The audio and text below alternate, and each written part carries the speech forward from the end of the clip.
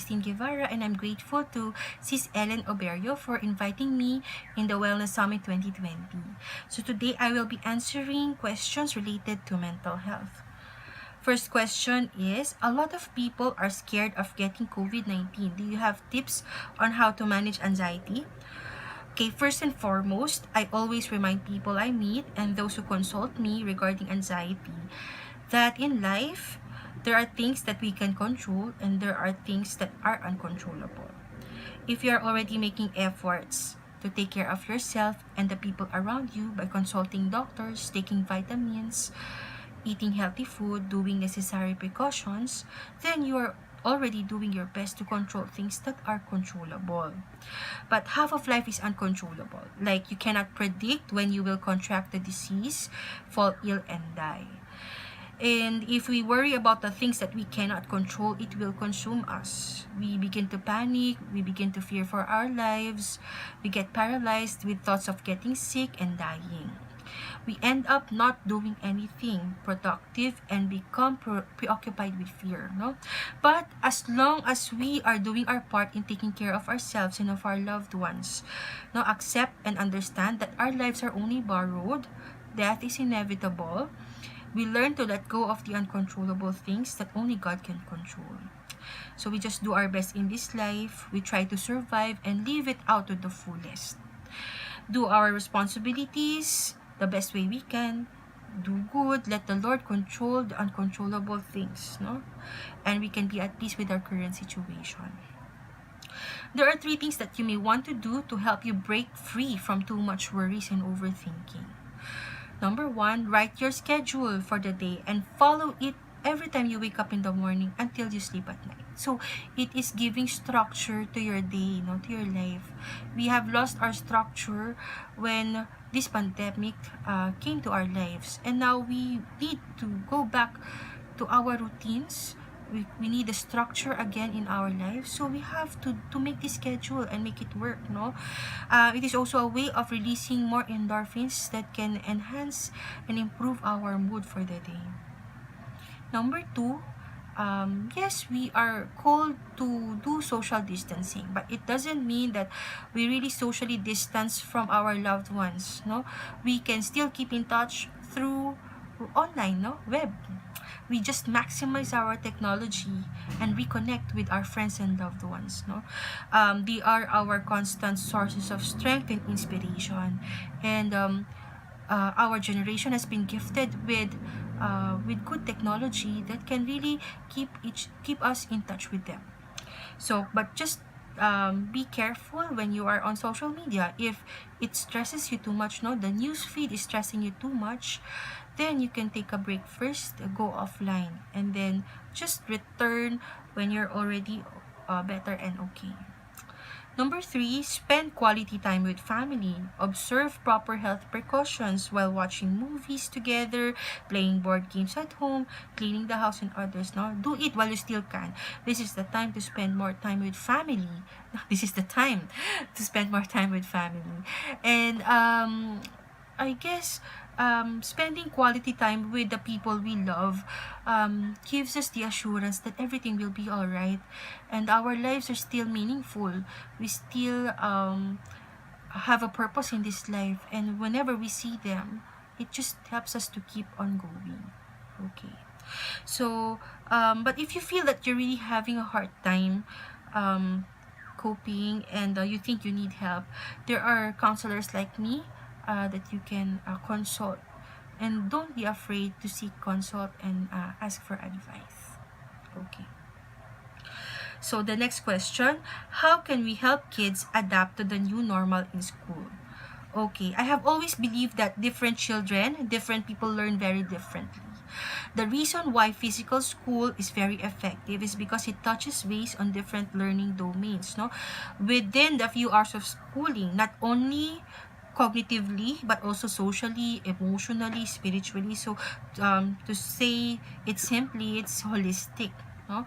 It allows interaction with different people of different ages, and this teaches our children things that are beyond the books. Homeschooling, in another hand, no, and is another learning modality that may work in some children and families, but may not be the best for others. So especially those who have experienced physical school or face-to-face classes. However, due to our current situation, many children and families, as well as our educators, are forced to convert curricula into online-based learning, and quite expectedly, there will be a lot of adjustments. So, what are the things that we can do to help children adapt to the new normal? Number one, be kind and understanding to them. Be patient with their pacing. So if it was stressful for the teachers to convert their teaching materials to online, and parents having difficulty reviewing basic topics to teach their children, more so with our young ones, no, they're really also very stressed.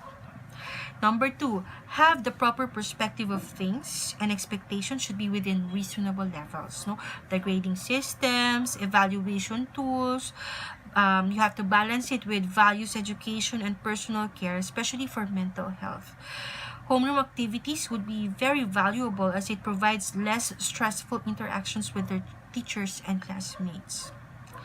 Number three, the parents need to guide them as the physical teacher and the teacher as the guide, and the two have to work together to make this possible. So there is a teaming up of the teachers and the parents in this current learning style, learning system.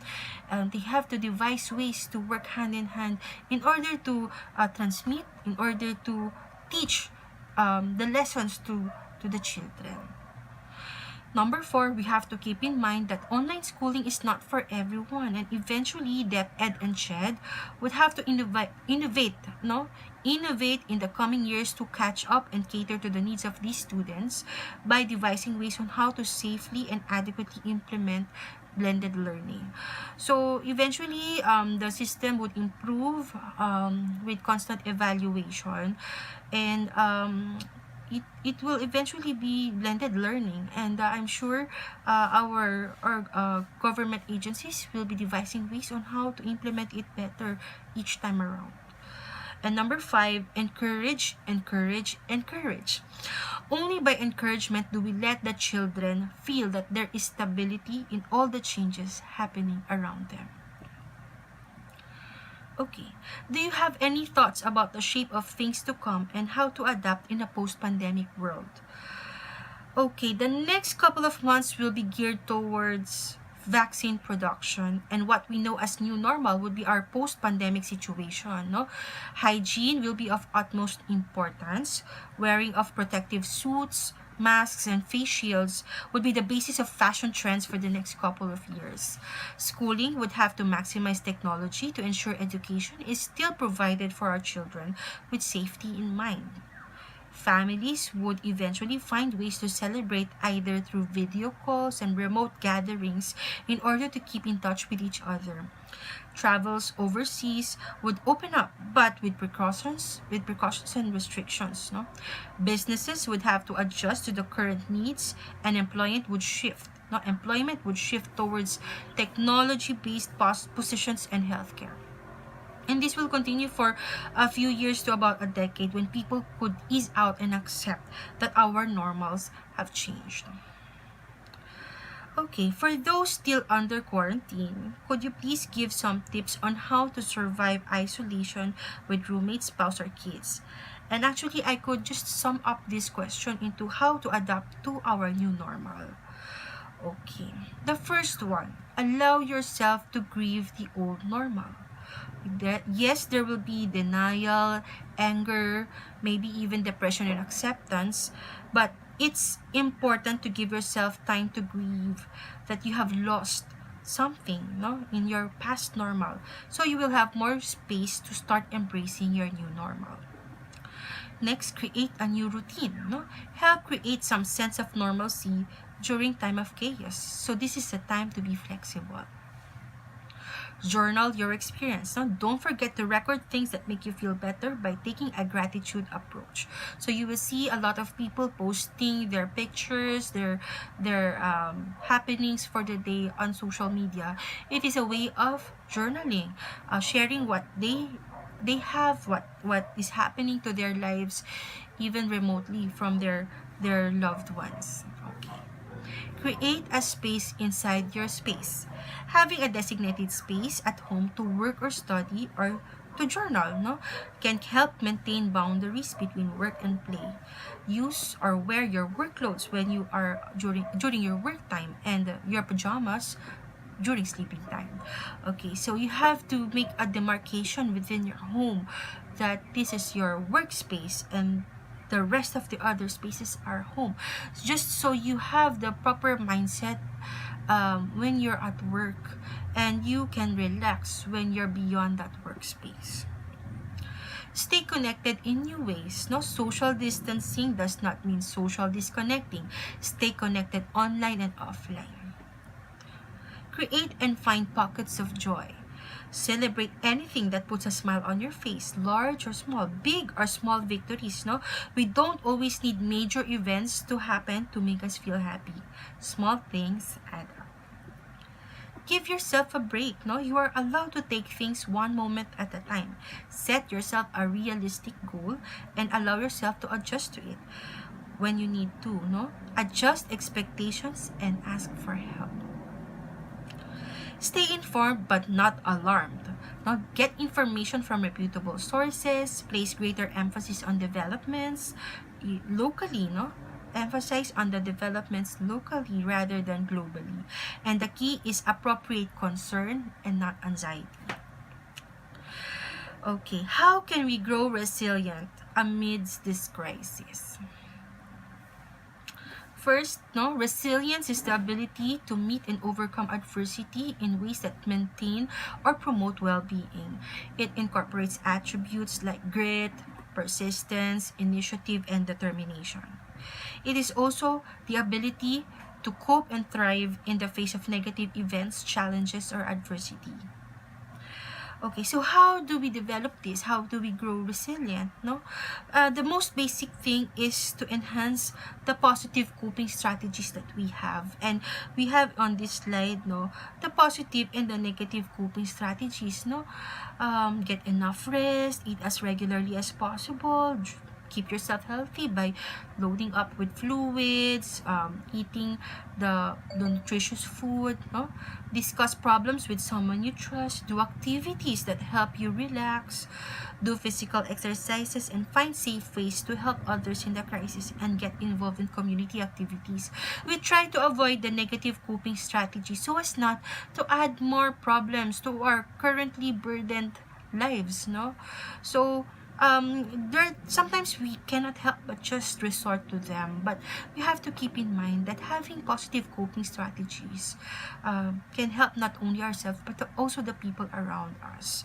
And I think that is the most basic way of growing resilience. No, resilience, we can only bounce back when we start on the right foot in the road to our own recoveries.